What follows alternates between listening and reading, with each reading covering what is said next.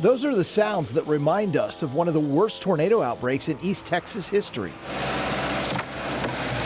And it wasn't the typical springtime tornado outbreak. Instead, 5 tornadoes tore a 33-mile path across South and East Texas on November 15, 1987.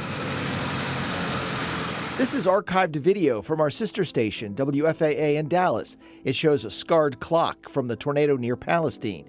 These headlines from the Palestine newspaper are a piece of history. A strong tornado demolished mobile homes in Jacksonville, damaged more in Mixon, and then in White House. 4 people died and scores were hurt. Monty Johnson remembers November 15th.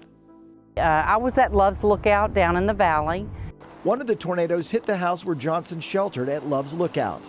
You could hear things hitting in the house. A telephone pole went through the wall in the room above us. When the roar of the tornado stopped, Johnson crawled out of the damaged house and found a working phone.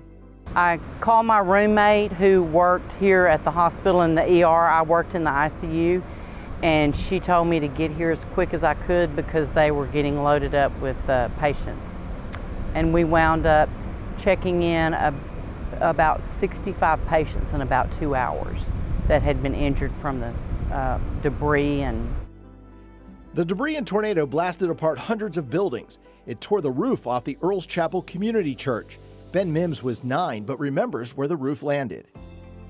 I want to say it was tossed back over that way, if I remember correctly, and they'd put some braces in here to keep the ceiling from collapsing until they were able to put a new roof on it. The tornado also knocked over headstones in the century-old cemetery. Several thunderstorms raced across South and East Texas. It was a Sunday afternoon. Patty Rodewall was watching a play at the Lamplight Theater in Nacogdoches. Thankfully, it was thunderstorms, not tornadoes, that knocked out power, but somehow the show went on.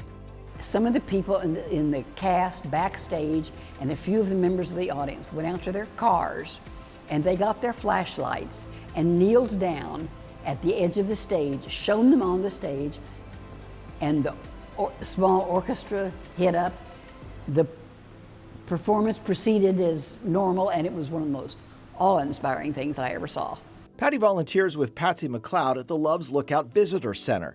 The November 1987 tornado hit close to here, and it's why she stays prepared for bad weather all year long. We take it very seriously. It's bad weather, and we act accordingly when we hear it's coming. It's encouraging to hear people talk about how they take fall severe weather season seriously, but how can we get better prepared?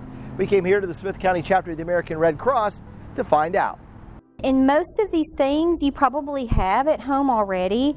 The Red Cross's Karen Holt walked us through the basics of the emergency kit. Food and water for 3 days for you and your pets. Cell phone chargers, batteries, a first aid kit, a weather radio, and don't forget clothing. Holt recommends practicing your emergency plan because disaster knows no season. I will tell you, just in recent couple of weeks, within a 24-hour time, we had flooding, we had tornadoes, and we had some home fires. And so being prepared at all times, it's very critical. It's been 35 years since one of the worst tornado outbreaks in East Texas.